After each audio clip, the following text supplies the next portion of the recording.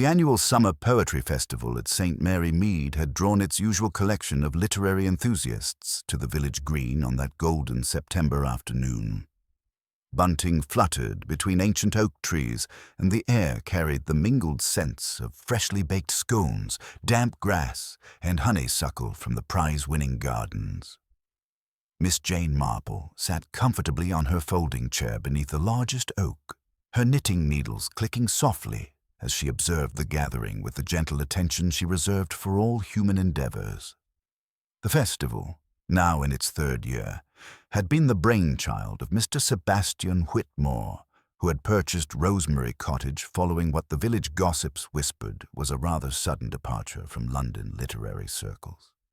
A man of perhaps 55, with prematurely silver hair and the sort of carefully cultivated appearance that suggested either artistic temperament or genteel poverty, Whitmore had quickly established himself as the village's resident intellectual. His personal contribution of a £50 prize had drawn entries from surprisingly far afield, though the final shortlist remained dominated by local talent. From her vantage point, Miss Marple could observe the key players in this afternoon's drama. Mrs. Vivian Ashworth commanded attention near the makeshift podium, her theatrical voice carrying across the green as she rehearsed her Tennyson recitation. The widow had organized much of the festival's logistics, her efficiency masking what Miss Marple recognized as a desperate need for approval and admiration. Her late husband's gambling debts were common knowledge, though politely unmentioned. Young Timothy Hartwell, the bank clerk who fancied himself the village's answer to Wordsworth, sat nervously shuffling through handwritten pages. His poems, Miss Marple had heard from Mrs. Bantry, dealt exclusively with unrequited love and featured an alarming number of references to dying flowers. Timothy's obvious infatuation with Miss Catherine Winters, the shy librarian from Little Meadow, provided the village with gentle amusement and him with endless poetic inspiration. Dr. Edmund Carey stood with arms folded near the refreshment table, his expression suggesting he found the entire proceedings rather beneath his dignity. The retired physician had reluctantly agreed to judge the competition, though his qualifications for literary criticism remained unclear. His wife Margaret hovered nearby, offering cucumber sandwiches with nervous energy that contrasted sharply with her husband's studied indifference. Miss Marple's attention was particularly drawn to the subtle tensions rippling beneath the afternoon's pleasant surface. She noticed how Catherine Winters kept glancing toward the cottage where Mr. Whitmore had disappeared to prepare the final arrangements, her usual composure replaced by something that looked remarkably like distress. The young woman's hands trembled slightly as she clutched her own poetry submission, and twice she had started toward the cottage before apparently changing her mind. As the formal readings began, Miss Marple set down her knitting to listen more attentively. Mrs. Ashworth's Tennyson was competently delivered, if somewhat overwrought. Timothy's contribution proved as melodramatic as expected, earning polite applause and a sympathetic smile from Catherine. Dr. Carey surprised everyone with a thoughtful piece about autumn's approach, his medical precision lending unexpected weight to his observations about mortality and renewal. When Catherine's turn came, her poem transformed the very air around them. The words flowed with genuine emotion and startling beauty, speaking of secrets buried deep and truth that demanded recognition. Miss Marple noticed how the audience leaned forward, genuinely moved, and how Timothy stared at Catherine with something approaching reverence. Even Dr. Carey had straightened in his chair, his boredom replaced by surprise. But it was Mrs. Ashworth's reaction that Miss Marple found most telling. The older woman's face had gone quite pale, and her hands clenched so tightly that her knuckles showed white against her skin. When Catherine finished to enthusiastic applause, Mrs. Ashworth's congratulations appeared forced, her smile hollow and strained. Mr. Whitmore finally emerged from his cottage, carrying a leather portfolio and wearing an expression of quiet satisfaction. He announced that the winning entry would be read anonymously to avoid any appearance of favoritism, and took his place at the podium with ceremonial gravity. The winning poem, when it came, was a revelation. Titled The Garden of Memory, it spoke of love lost and found, of truth hidden beneath layers of deception, of gardens where secrets grew like flowers in the dark. Whitmore's delivery was measured and theatrical, his voice carrying across the green with practiced authority. As he reached the final stanza, his voice seemed to catch slightly. The words spoke of justice delayed but never denied, of debts that demanded payment regardless of time's passage. Miss Marple noticed how his eyes sought out specific faces in the audience, lingering on Mrs. Ashworth with what might have been triumph or perhaps warning. He concluded with a flourish, the leather portfolio held high like a trophy. The applause began, polite and appreciative, but it was cut short by a sharp, strangled gasp from the podium. Whitmore's face had gone deathly pale, his eyes wide with shock and something that looked remarkably like recognition. The portfolio slipped from his suddenly nerveless fingers, scattering papers across the grass. He swayed, clutched at his throat, and collapsed with a soft thud that seemed to echo across the suddenly silent green. Dr. Carey rushed forward, his medical bag already in hand, but after a few moments of urgent examination, he looked up with a grim expression. "He's gone," the doctor announced quietly. "Mr. Whitmore is dead." The word hung in the afternoon air like a dark cloud, transforming the peaceful poetry festival into something far more sinister. Miss Marple's keen eyes took in every face, every reaction, every small detail that others might miss. The scattered papers from Whitmore's portfolio lay on the grass like fallen leaves, and she noticed that the winning poem bore a small notation in violet ink. "Justice at last, V.A." A hush settled over the village green, thick as the gathering clouds that threatened the late afternoon. The applause had faltered into silence the moment Mr. Whitmore collapsed, and now even the birds seemed cowed into stillness. It was Mrs. Bantry who broke the spell, her voice faint as she murmured, "Someone should fetch the doctor." Though Dr. Carey was already kneeling at the fallen man's side, his movements precise and brisk. "Gone," Dr. Carey confirmed, his words clipped more by shock than by certainty. He glanced up, eyes briefly meeting Miss Marple's over the rim of his spectacles. No pulse, no respiration. Sudden, perhaps cardiac, but... He trailed off, the doubt in his voice lost on no one. Mrs. Ashworth, pale but composed, pressed a handkerchief to her lips. "It's impossible," she said, voice trembling between outrage and disbelief. "Sebastian was in splendid health. He never so much as caught a chill." Her gaze darted to the scattered papers, then to the small glass at the podium. Timothy Hartwell, ashen and wide-eyed, stepped forward. "But he was just reading. How can he just—" His words faded, replaced by a look of helpless confusion.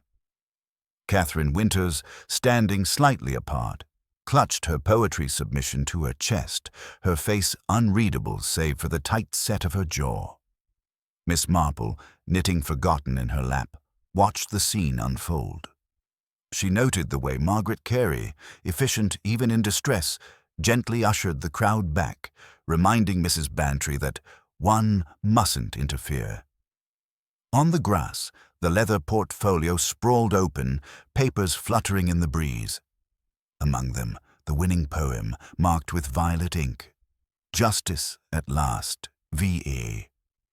Nobody needed to instruct young Peter to run for the police. He'd already dashed off toward the red telephone box down the lane. The vicar's wife, unable to bear the stillness, fetched a blanket but hesitated, unwilling to cover the body without permission. Meanwhile, quiet speculation crept through the village like ivy, heart attack, excitement, or, whispered by Mrs. Price Ridley, something more sinister. As the villagers huddled in uneasy clusters, Miss Marple's sharp eyes caught the faint haze on the rim of the glass at the lectern, and at its base, a single bruised rose petal. likely fallen from the vicarage bouquet, but she catalogued it all the same. Dr. Carey, rising, gave a subtle shake of the head when Mrs. Ashworth moved as if to gather the scattered poems.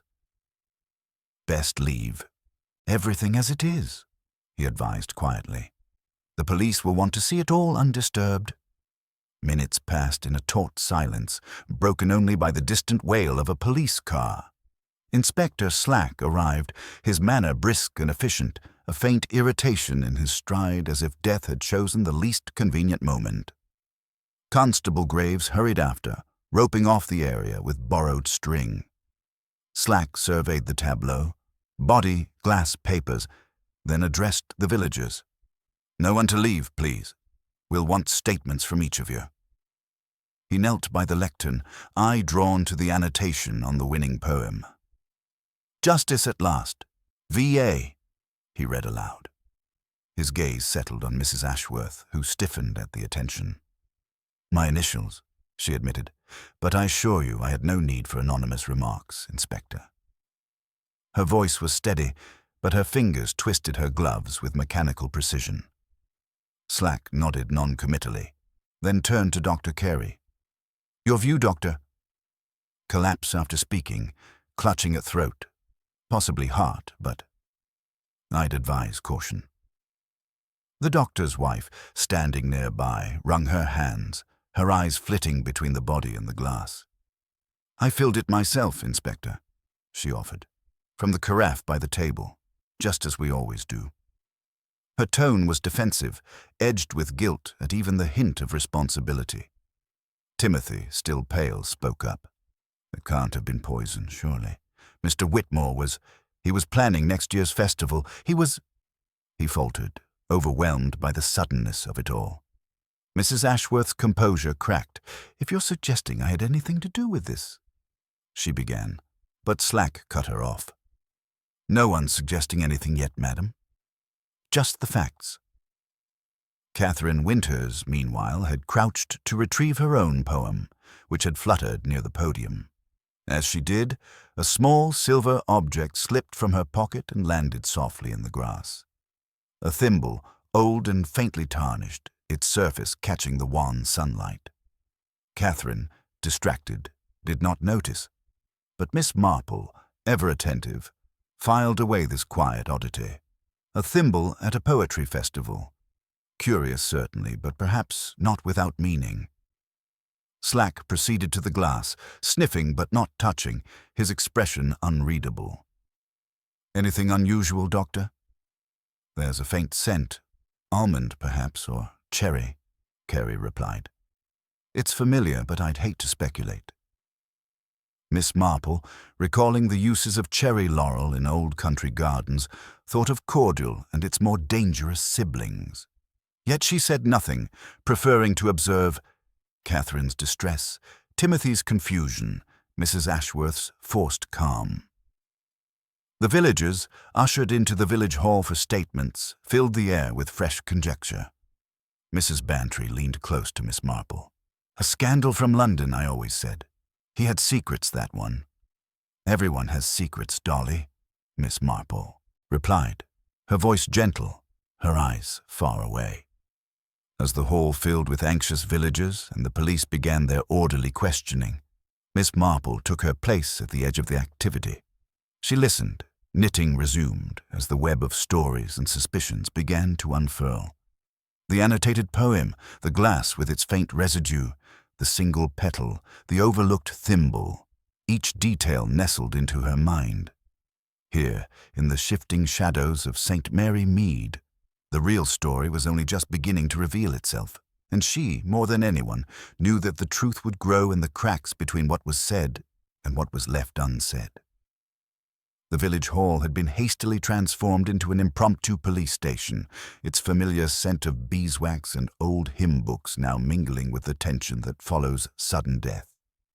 Inspector Slack had commandeered the vicar's small study for his interviews, while Constable Graves stationed himself at a folding table near the door, his notebook at the ready. The assembled villagers sat in uncomfortable silence on mismatched chairs, each stealing glances at the others, wondering who among them might harbor deadly secrets. Miss Marple settled herself near the window, her knitting providing the perfect cover for observation. The rhythmic clicking of her needles seemed to calm the room's nervous energy, though her sharp eyes missed nothing as they moved from face to face, cataloguing expressions and gestures with the precision of a naturalist studying specimens. "Mrs. Ashworth, if you please," Inspector Slack announced, his voice cutting through the murmurs. Vivian rose with theatrical dignity, though Miss Marple noticed the slight tremor in her hands as she smoothed her skirt. The woman's earlier composure had returned, but it seemed brittle now, like fine china under pressure. Through the thin walls of the study, fragments of conversation drifted out. Slack's measured questions met Mrs. Ashworth's increasingly defensive responses, her voice rising with indignation. "I organized the refreshments, yes, but I hardly poisoned the man. The very suggestion is preposterous." Miss Marple's needles paused almost imperceptibly as she observed Margaret Carey fidgeting with the refreshment table, still laden with cucumber sandwiches and the vicarage bouquet. The arrangement caught her attention particularly. Roses, ivy, and among the greenery, glossy dark leaves with finely serrated edges. Cherry laurel, she realized, from Mrs. Price Ridley's prized hedges. How thoughtful of the vicar's wife to include such handsome foliage, though Miss Marple knew from her gardening that cherry laurel leaves, when crushed, could release prussic acid, a substance that would produce exactly the bitter almond scent Dr. Carey had detected. Catherine Winters sat rigidly in her chair, her earlier distress replaced by an odd stillness that Miss Marple found more telling than tears. The young librarian's hands rested motionless in her lap, but her eyes followed every movement in the room with uncomfortable intensity. Periodically, she would reach into her handbag, searching for something with increasing urgency. "My thimble," Catherine whispered to Timothy when he moved to sit beside her. "I can't find my grandmother's silver thimble. I always carry it for luck." Her voice carried a note of genuine distress that seemed disproportionate to the loss of a simple sewing tool. Miss Marple remembered the small silver object that had fallen from Catherine's pocket near the podium, now likely lying forgotten in the grass, where Inspector Slack's men would surely find it during their thorough examination of the scene. Mrs. Ashworth emerged from her interview with heightened color in her cheeks, her composure restored but somehow brittle.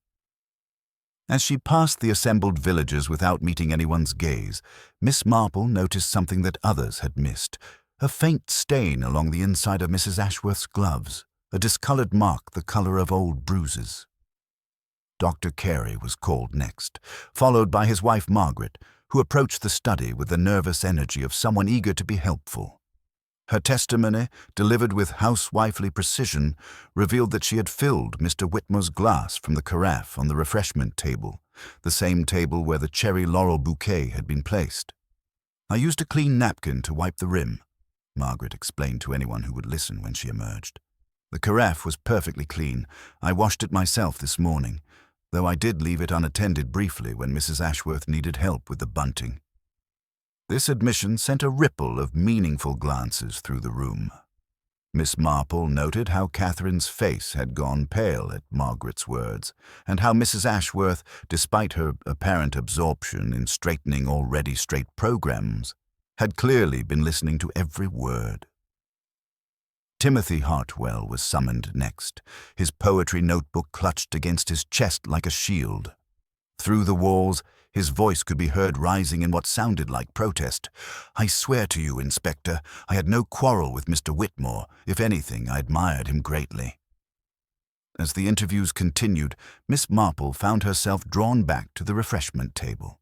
She approached the vicarage bouquet with the casual interest of someone admiring the flowers, but her examination was far from casual. She touched one of the cherry laurel leaves lightly, bringing her fingertip to her nose. The faintest ghost of bitterness lingered, like an old grievance not quite confessed. "Lovely arrangement," she murmured to Mrs. Price Ridley, who had appeared at her elbow with obvious pride. "Cherry laurel from my own hedges," Mrs. Price Ridley beamed. Quite elegant, don't you think? Such glossy leaves." "Oh, very," Miss Marple agreed softly. "Cherry laurel gives such body to an arrangement." She paused, her fingers still holding the leaf. "Though, one must be careful when handling it. The leaves can be quite potent." Mrs. Price Ridley looked puzzled, but Miss Marple had already moved away, her mind working through the implications. A bouquet placed directly beside the carafe from which Margaret Carey had filled Mr. Whitmore's glass. Leaves that, if crushed and steeped, could produce a deadly poison with the exact characteristics Dr. Carey had observed. As Inspector Slack concluded his preliminary interviews, announcing that he would continue questioning residents at their homes the following morning, Miss Marple gathered her knitting with quiet satisfaction. The pieces were beginning to form a pattern, though not yet the complete picture. She thought of words written in violet ink, of gloves stained with suspicious marks, of thimbles dropped at crucial moments, and of beautiful, deadly leaves arranged so innocently beside a carafe of lemonade. The evening shadows were lengthening as the villagers began to disperse, their voices hushed with the weight of suspicion and fear. Miss Marple walked slowly home past the vicarage wall, where the cherry laurel hedge grew thick and dark in the gathering dusk. Tomorrow, she decided, would bring revelations that would surprise them all. The morning sun cast long shadows across St. Mary Mead, its usual cheerful warmth somehow muted by the weight of yesterday's tragedy. Miss Marple rose early, as was her custom, and spent the quiet dawn hours arranging her thoughts as methodically as she arranged her knitting patterns. The scattered pieces of the puzzle seemed to dance just beyond comprehension, yet certain elements remained fixed in her mind: the violet ink notation, the cherry laurel leaves, Catherine's missing thimble, and most particularly, the stained gloves that Mrs. Ashworth had worn with such careful composure. Inspector Slack had resumed his inquiries with characteristic efficiency, his first destination being Rosemary Cottage, where Mr. Whitmore's London life might yield clues to his village death. Miss Marple, tending her roses with particular attention to the climbing variety near her front gate, found herself perfectly positioned to observe the inspector's methodical rounds. When he emerged from the cottage an hour later, carrying a cardboard box, his expression carried the weight of newfound knowledge that clearly troubled him. The morning's first revelation came through Mrs. Price Ridley's sharp eyes and territorial instincts. She had discovered that her prized cherry laurel hedge bore signs of recent disturbance, several branches broken and leaves stripped away with obvious haste. Most significantly, the damage had occurred sometime after she had cut branches for the vicarage bouquet yesterday morning, meaning someone had harvested those deadly leaves during the festival itself, when all attention was focused on the poetry readings. Someone who knew exactly what they were doing, Miss Marple murmured to herself, recalling her own knowledge of cherry laurel's lethal properties. The timing suggested careful planning rather than impulse, and the location of Mrs. Price Ridley's hedge, hidden from the village green, would have provided perfect cover for such clandestine gathering. Inspector Slack's interview with Mrs. Ashworth proved as theatrical as might be expected. Through her front windows, Miss Marple could observe the widow's animated gestures and hear her voice occasionally rising to levels audible from the street. When the inspector finally emerged, Mrs. Ashworth followed him to the doorstep, her face flushed with indignation. "I tell you, Inspector, those gloves were stained from arranging flowers for the church altar." Her voice carried clearly across the morning air. "Violet ink, if you must know, from marking the hymn numbers. I'm not in the habit of explaining my domestic activities to the police, but these are extraordinary circumstances." Miss Marple's needles clicked thoughtfully. While violet ink was indeed Mrs. Ashworth's responsibility as head of the altar guild, the distribution of stains she had observed seemed oddly placed for such innocent activities. Moreover, the timing troubled her. Why would one mark hymn numbers on the day of a poetry festival? The investigation's momentum continued as Mrs. Bantry arrived with fresh intelligence, her eyes sparkling with the thrill of discovery. "Jane, my dear, You simply must hear what's been uncovered. Mrs. Ashworth was in considerable financial difficulties. Her late husband left her with more debts than dignity. There's talk of a publishing venture that went sour, and apparently Mr. Whitmore had been quite taken with a young poetess from London who was due to visit next week.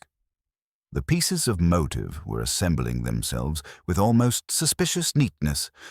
Financial desperation, professional rivalry, personal slight. Yet Miss Marple found herself unconvinced by the obviousness of it all. In her experience, the truth rarely presented itself so obligingly. Her contemplation was interrupted by the approach of young Timothy Hartwell, his face bearing the haggard look of someone who had wrestled with conscience through the night. "Miss Marple," he began hesitantly, "I wonder if I might ask your advice on a rather delicate matter concerning Miss Winters." Timothy's revelation proved deeply troubling. During his walk with Catherine after the tragedy, she had dropped a small vial, empty but still fragrant with the bitter almond scent that Dr. Carey had detected at the scene. When questioned, Catherine had claimed it contained headache medicine, but her agitation suggested otherwise. "The scent was unmistakable, Miss Marple," Timothy whispered, his devotion to Catherine warring with his honesty. "Exactly like what Dr. Carey described." Miss Marple absorbed this information with the careful attention she reserved for all significant details. A vial that had contained something with the characteristic scent of prussic acid, carried by a young woman who had lost her treasured thimble precisely where the poisoning occurred, who had access to the refreshment area, and who possessed the botanical knowledge that working in a library might provide. Yet something about the entire arrangement continued to trouble her. The public nature of Mr. Whitmore's collapse seemed almost theatrical, as if the murderer had wanted an audience for their final act. One used a stage when one wished to deliver a message, and that message had been woven through a poem about gardens and debts, annotated with initials that pointed directly to Mrs. Ashworth. As Inspector Slack's investigation continued, focusing increasingly on Mrs. Ashworth as the obvious suspect, Miss Marple found herself thinking of the many ways human nature revealed itself. The quiet ones often harbored the deepest secrets, while the dramatic ones sometimes performed their guilt so obviously that it became a kind of innocence. The discovery of a small, dark bottle in the flower bed behind Rosemary Cottage provided the police with physical evidence they craved, while Catherine's recovered thimble, now bearing suspicious smudges, added another layer to the mounting case. Yet Miss Marple knew that, in the most intricate mysteries, the obvious solution often served to conceal the true one. As the morning progressed and the village buzzed with speculation, Miss Marple continued her quiet observations. The truth, she suspected, lay not in the dramatic gestures and obvious clues, but in the small inconsistencies and human reactions that revealed themselves to those who knew how to look. The real murderer, she was becoming convinced, was far more cunning than anyone yet realized, and the performance they had staged was only the first act of a much more complex drama. By noon, the village had settled into that peculiar state of suspended animation that follows sudden death, where ordinary activities continue but with an underlying current of unease. Inspector Slack moved through St. Mary Mead with methodical purpose, his second visit to Rosemary Cottage yielding another box of papers, and what appeared to be conclusive evidence in the form of a small, dark bottle sealed carefully in a paper bag. Miss Marple, observing from her garden gate with the practiced discretion of decades, noted the inspector's satisfied expression as he emerged from the cottage. Her morning's first objective took her to the village library, where she found Catherine Winters attempting to maintain her usual composure behind the circulation desk. The young woman's pallor had deepened overnight, and her hands trembled almost imperceptibly as she sorted through returned books. Miss Marple approached with the gentle courtesy that had served her so well in extracting information from reluctant witnesses. "My dear Catherine," she began, producing a small silver object from her handbag, "I believe this may be yours. Found near the podium yesterday evening." Catherine's breath caught audibly as she recognized her grandmother's thimble. "Oh, thank you," she whispered, taking it with hands that shook more noticeably now. Her thumb traced the familiar dent along its rim with desperate relief. I thought I had lost it forever. Miss Marple noted the young woman's reaction with interest, particularly the way Catherine's eyes darted toward the bottle of violet ink that sat prominently on the library desk. The shade was identical to the annotation on the winning poem, though Miss Marple had already observed that Catherine's natural handwriting bore none of the theatrical flourishes of that marginal note. I understand Mr. Whitmore had borrowed some of your work, Miss Marple ventured gently, settling into the chair opposite the desk. For guidance on poetic structure, perhaps. Catherine's composure cracked slightly.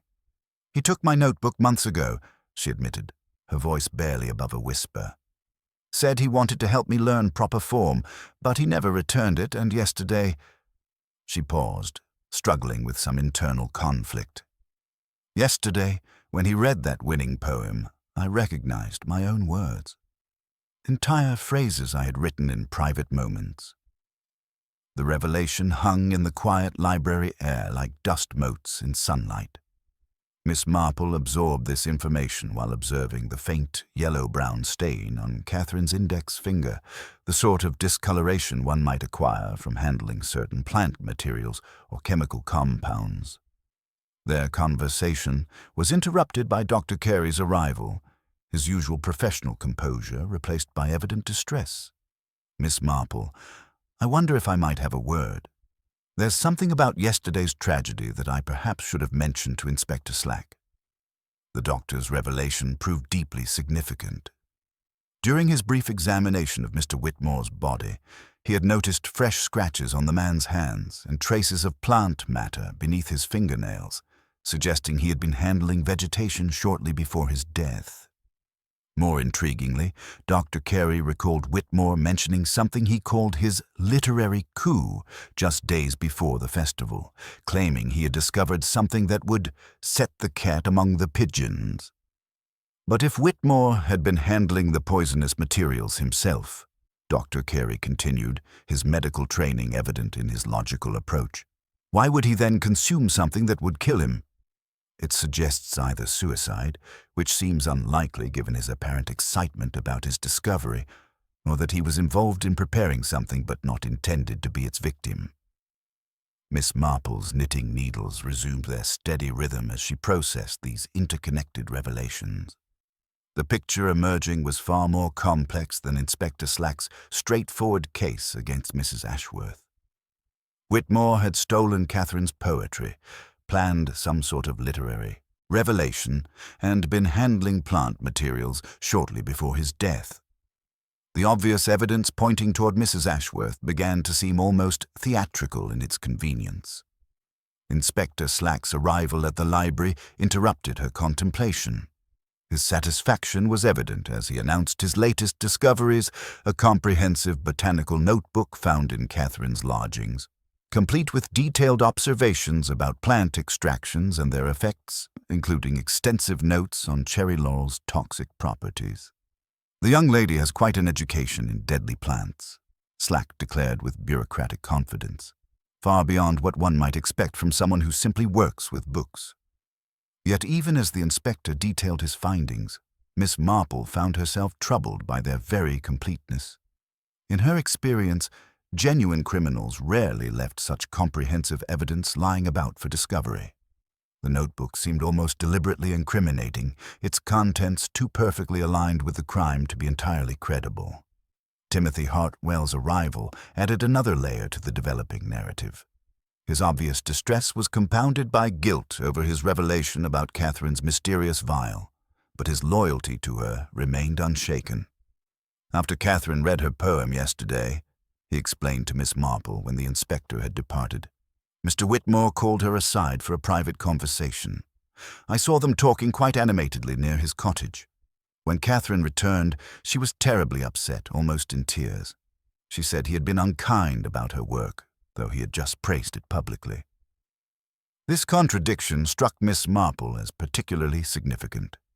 Why would Whitmore praise Catherine's poem during the reading if he intended to be cruel about it privately? Unless, of course, He had recognized it as her work and was confronting her about submitting it under another name, or perhaps threatening to expose the true authorship of what he claimed as his winning entry.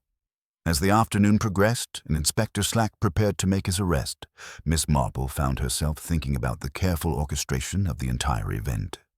The cherry laurel leaves had been available from early morning, placed conveniently beside the refreshment carafe by Mrs. Clement's innocent arrangement. The winning poem had arrived anonymously, typed on paper from Whitmore's machine but bearing violet ink annotations that pointed directly toward Mrs. Ashworth. The evidence against Catherine, while damning, felt almost too perfect, too conveniently discovered. Standing in her garden as evening approached, Miss Marple contemplated the true significance of all she had learned. Someone had orchestrated a performance of considerable complexity, using stolen poetry, deadly plants, and carefully planted evidence to create multiple suspects while concealing their own involvement. The real murderer, she was becoming convinced, remained hidden, behind layers of misdirection and theatrical gesture, confident that the obvious suspects would satisfy the authorities' need for resolution. Tomorrow would bring arrests and official conclusions, but Miss Marple suspected the truth lay deeper than Inspector Slack's methodical investigation had yet reached. The scattered pieces of the puzzle were beginning to form a pattern, though not the one everyone expected to see. The morning after Inspector Slack's preliminary interviews brought a peculiar stillness to St. Mary Mead, as if the village itself was holding its breath. Miss Marple rose early, as was her custom, and found herself drawn to her front garden where the climbing roses provided an excellent vantage point for observing the day's developments. The inspector had returned with renewed purpose, his confidence in the case's resolution evident in his brisk stride as he made his way toward the library.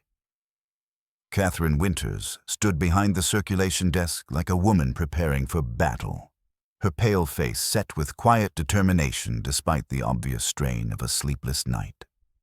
The recovered thimble rested in her palm, its familiar weight providing small comfort as she watched Inspector Slack approach with official gravity. Miss Marple, arriving with an armload of returned magazines and her most apologetic expression, positioned herself where she could observe the unfolding drama with her characteristic discretion. "Miss Winters," Inspector Slack began, his tone professionally courteous but firm, "I'm afraid there are several matters that require clarification. We've discovered additional evidence that places you at the center of this unfortunate business." Before Catherine could respond, Timothy Hartwell burst through the library doors, his usually neat appearance disheveled and his face bearing the look of a man who had wrestled with conscience through the night. "Inspector, you must hear me out," he declared, his voice trembling with nervous energy. "There's something crucial about that poem, the winning entry that Mr. Whitmore read." Miss Marple's knitting needles paused in their steady rhythm as Timothy's confession poured forth. He had, he admitted, submitted Catherine's poem anonymously, typing it on the bank's machine after hours in a misguided attempt to showcase her talent without the bias that might accompany her name. "I thought if it won on its merits alone," he explained, his face flushing with embarrassment, "Mr. Whitmore would have to acknowledge Catherine's abilities." This revelation cast the entire investigation in a new light. The poem that had seemed to implicate Mrs. Ashworth with its violet ink annotation was actually Catherine's work, submitted without her knowledge by a lovesick young man who had hoped to right what he perceived as an injustice. Inspector Slack examined the typed pages more carefully, noting the slightly raised E that Timothy mentioned, a distinctive mark that would indeed identify the bank's typewriter. The annotation, however, Slack pointed out, remains unexplained. "Justice at last, V.A." Someone added those words after the poem was typed. Catherine's distress was evident as she struggled to process Timothy's well-meaning betrayal.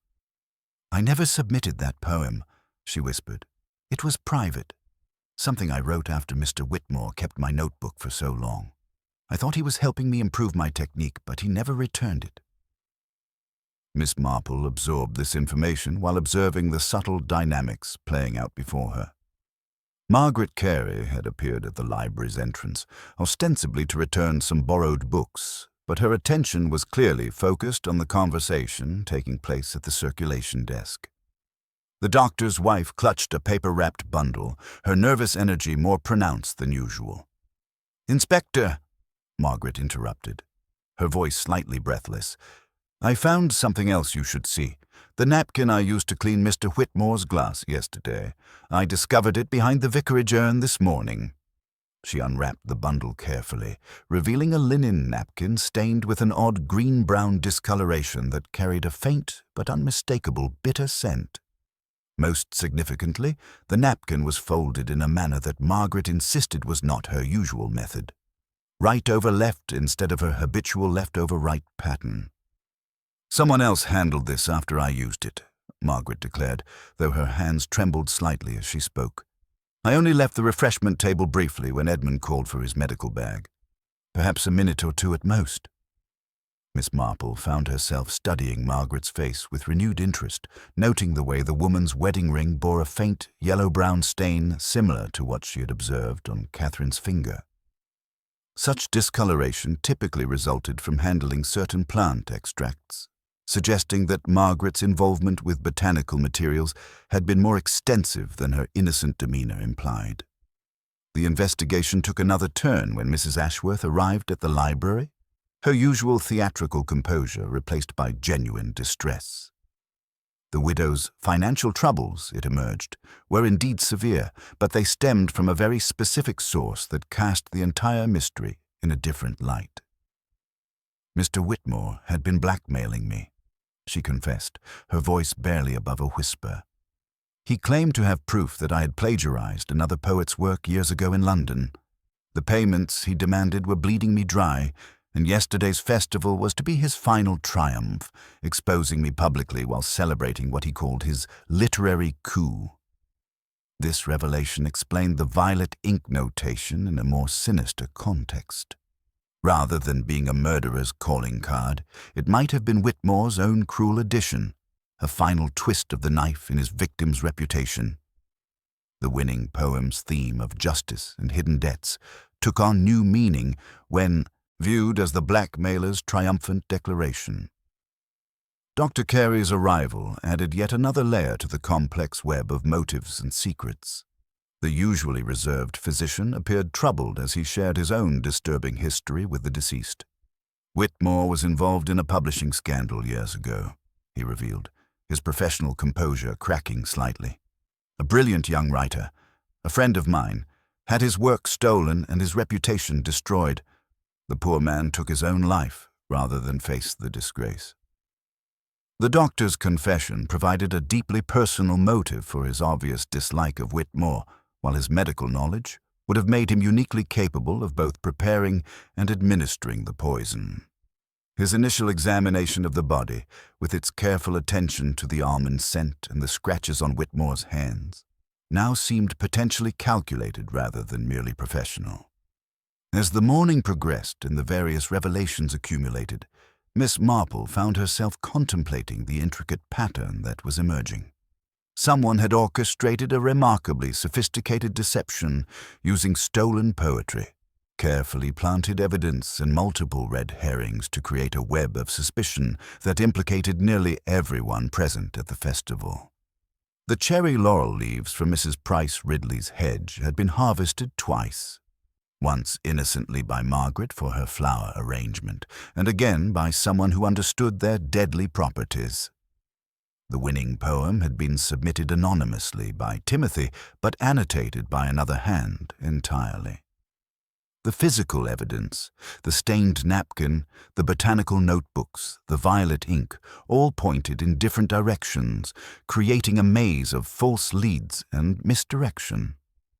Standing in the quiet library as the various suspects dispersed to continue their daily routines, Miss Marple reflected on the nature of human deception.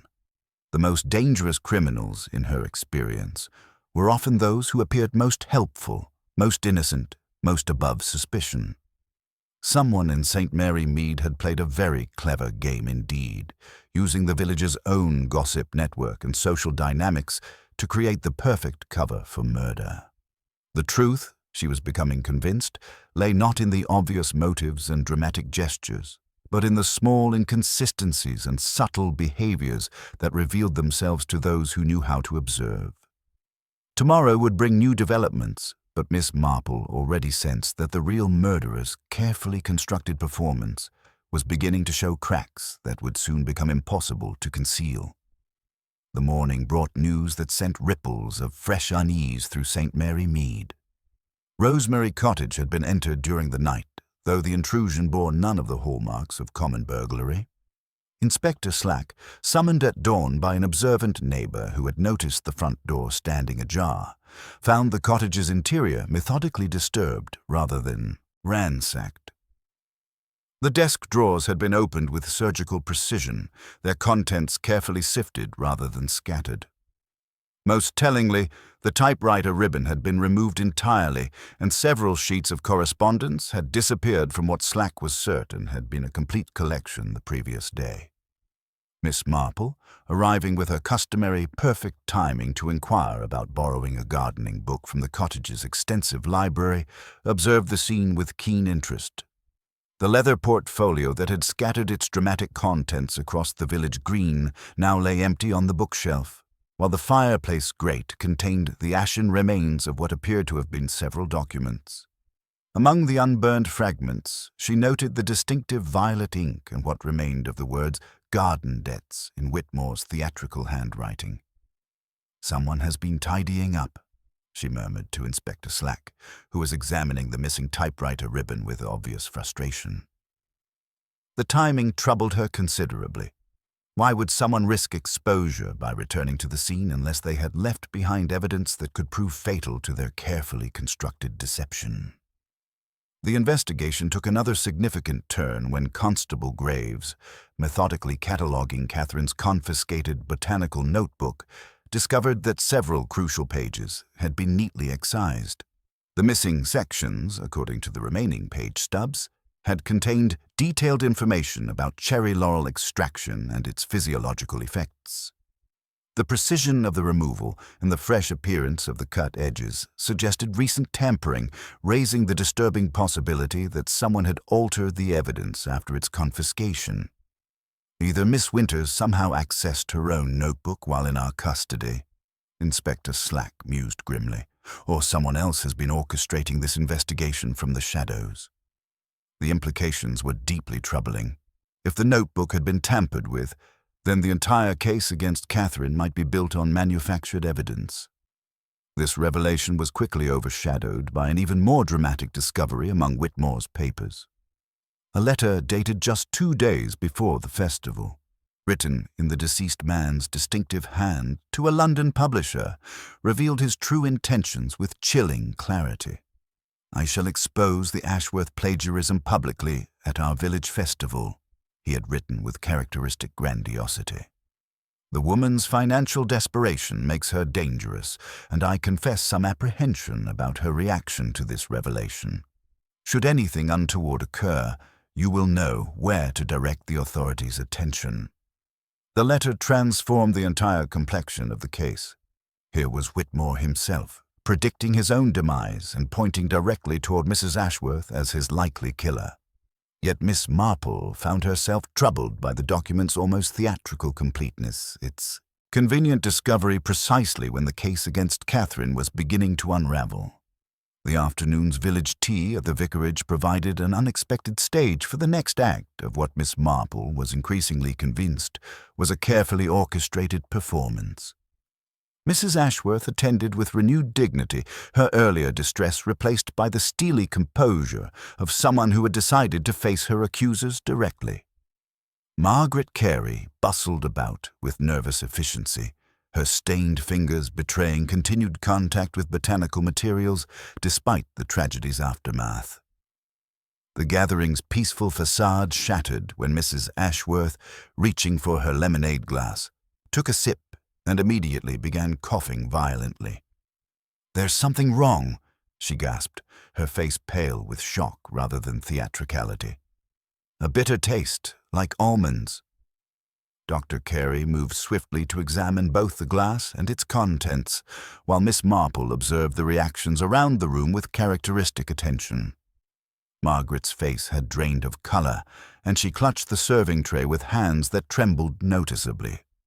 Most significantly, Miss Marple noted the napkin beneath Mrs. Ashworth's glass, folded right over left in the distinctive pattern Margaret had claimed was not her own method. "Likely nothing serious," Dr. Carey announced after his examination, though his eyes met Miss Marple's with unmistakable concern. Perhaps a stray almond essence or a fragment of bitter kernel. Yet when Miss Marple glanced into the sugar bowl moments later, she observed the glistening remains of what appeared to be a crushed cherry laurel leaf, no larger than a thumbnail, but unmistakably present among the innocent white crystals. As the gathering dispersed with uncomfortable haste, Miss Marple found herself contemplating the afternoon's events with growing certainty about the killer's identity and methods. Someone had attempted to poison Mrs. Ashworth in broad daylight, using the same method that had killed Whitmore but with a non-fatal dose, a warning rather than a murder attempt, designed to reinforce the widow's apparent guilt while demonstrating the killer's continued presence and power. The evening brought Timothy Hartwell to her gate, his face bearing the weight of terrible realization. "Miss Marple," he whispered urgently, "I've been thinking about the typewriter ribbon that was stolen from Mr. Whitmore's cottage. The bank's machine has the same distinctive flaw, the raised E that I mentioned.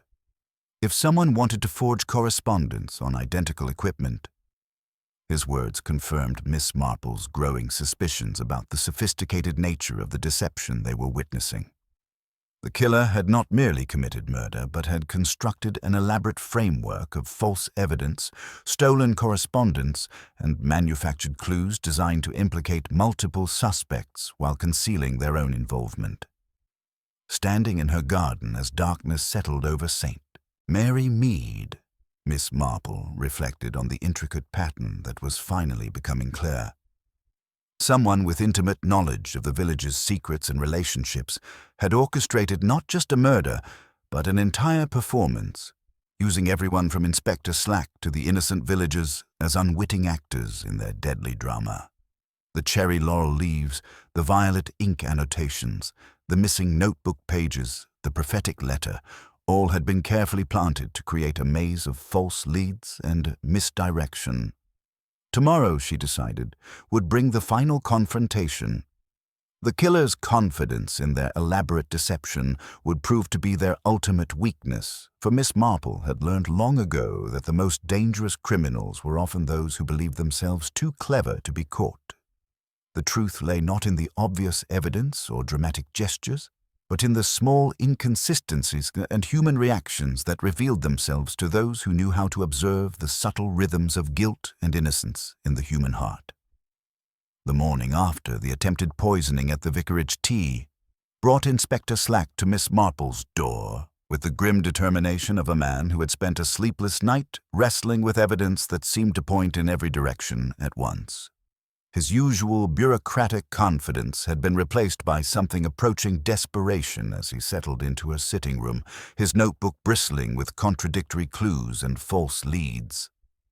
"Miss Marple," he began without preamble, "I find myself in the peculiar position of having too much evidence rather than too little. Every thread I follow leads to another suspect. Every clue seems designed to mislead rather than illuminate."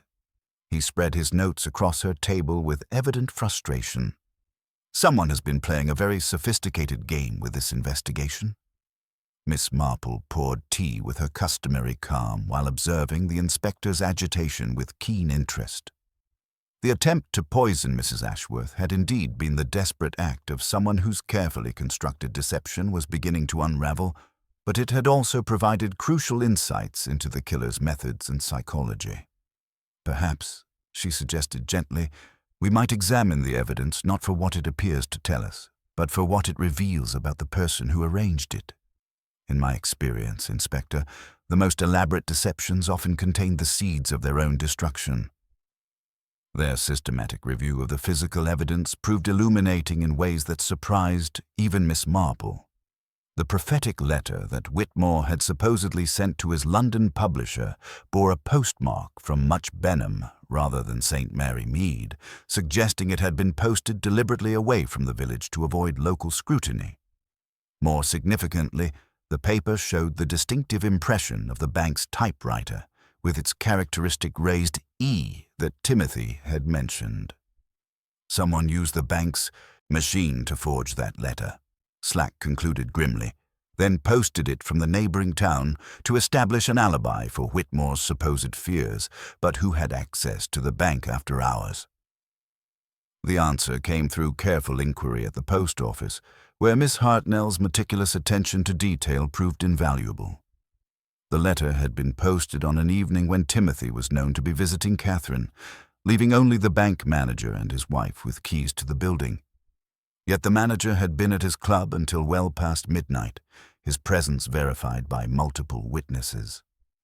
Miss Marple's attention turned to the more subtle evidence that others had overlooked. The violet ink used to annotate the winning poem was identical to that found on a blotter in Dr. Carey's surgery, where Margaret regularly assisted with correspondence. The cherry laurel leaves that had provided the murder weapon had been harvested twice. Once innocently for the vicarage bouquet, and again by someone who understood their deadly properties with medical precision. Margaret Carey, Miss Marple observed quietly, has been present at every crucial moment of this investigation. She filled Whitmore's glass, she arranged the flowers that provided the poison, she discovered the stained napkin, and she had access to both the bank's typewriter and the botanical knowledge necessary to prepare the extract. Inspector Slack's expression grew troubled as he absorbed these connections. But what possible motive could she have? Dr. Carey mentioned his friend's suicide years ago, but surely that's ancient history. The morning's most significant discovery came through Dr. Carey himself, who arrived at Miss Marple's cottage with the haggard appearance of a man confronting terrible suspicions about someone he loved.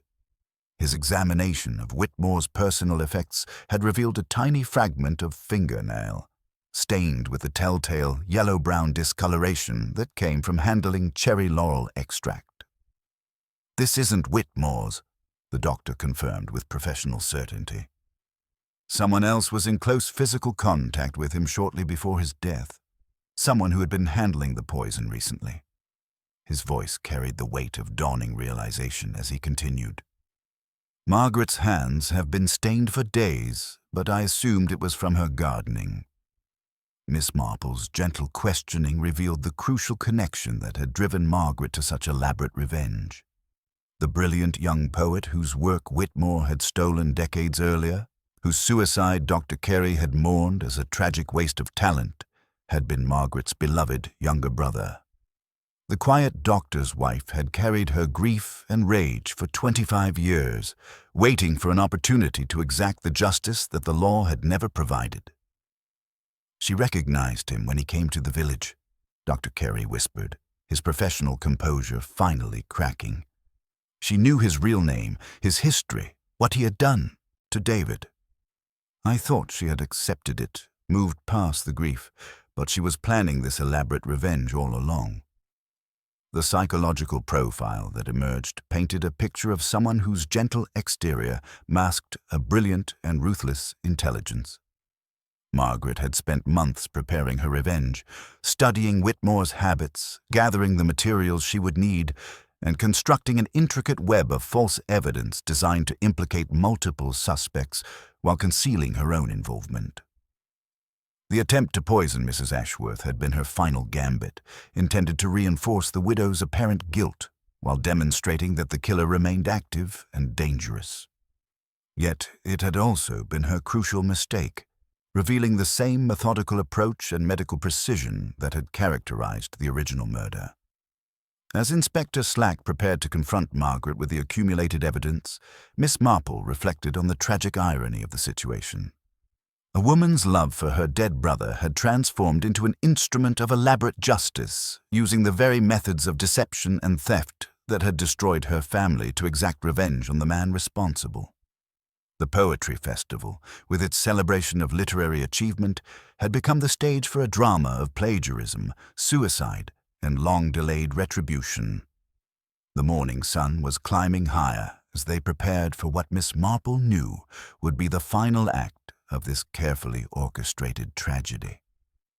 Margaret Carey's performance was about to face its ultimate test, and the gentle doctor's wife would soon discover that even the most sophisticated deception could not withstand the patient observation of those who understood the deeper rhythms of guilt and innocence in the human heart.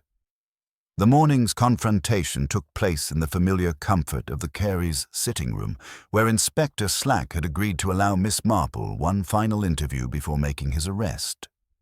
The room bore all the hallmarks of Margaret's meticulous care.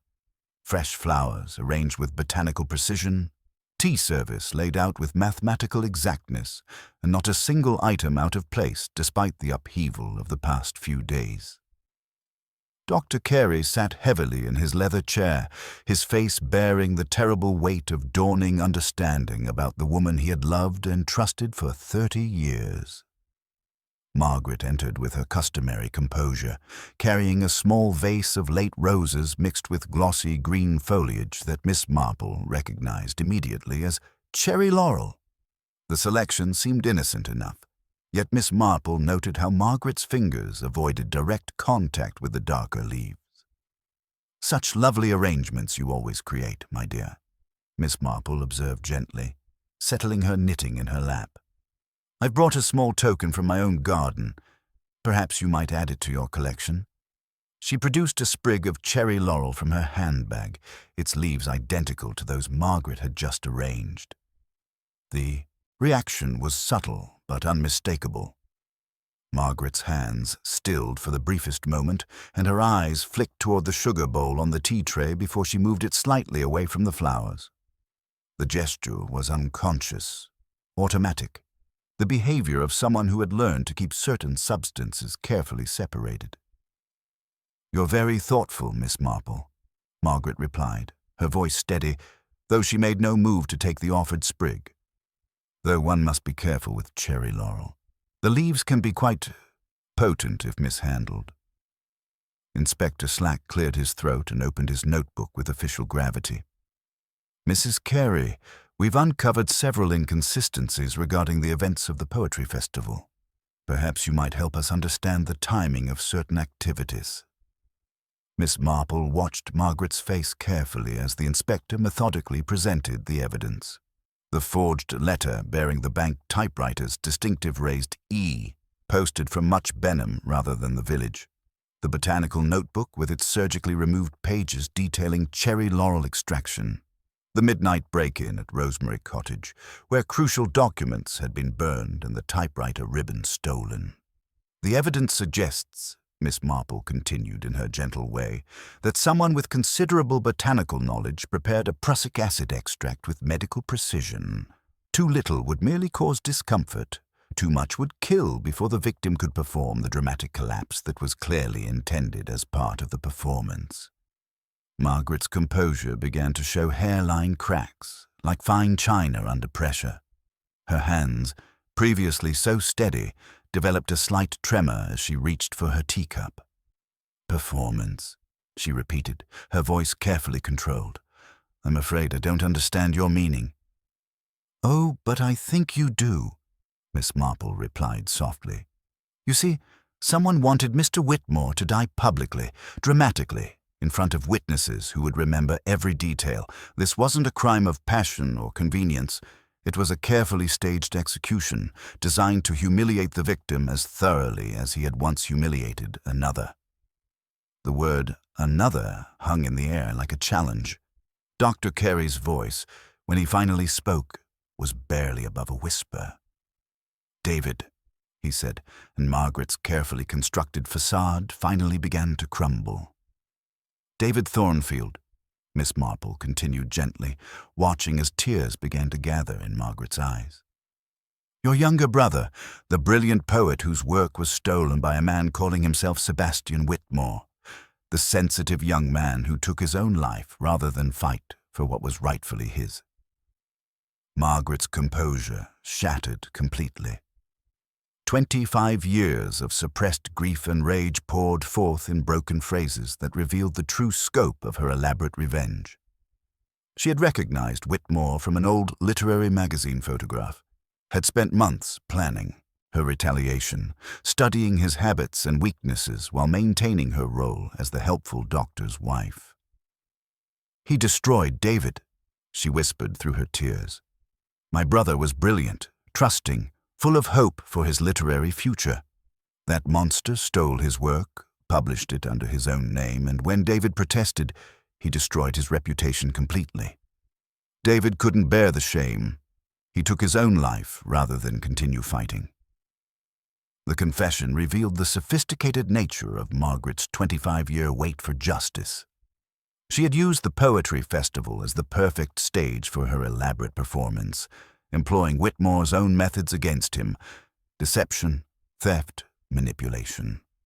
The forged letter implicating Mrs. Ashworth, the planted evidence suggesting Catherine's involvement, the careful manipulation of physical clues to create maximum confusion, all had been orchestrated with the precision of a master playwright.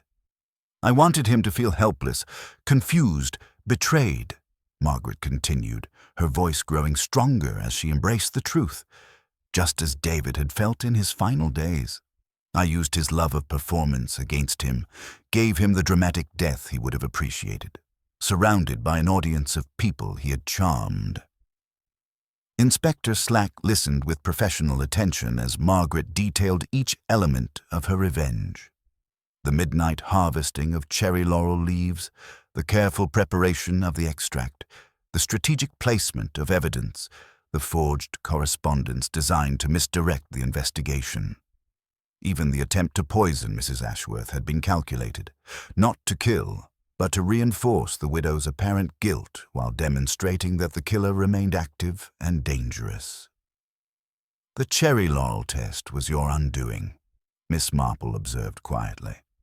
"When I brought those leaves today, you instinctively moved the sugar bowl away from them, the behavior of someone who had learned through bitter experience to keep such substances carefully separated." Margaret nodded slowly, her tears subsiding as she faced the consequences of her actions.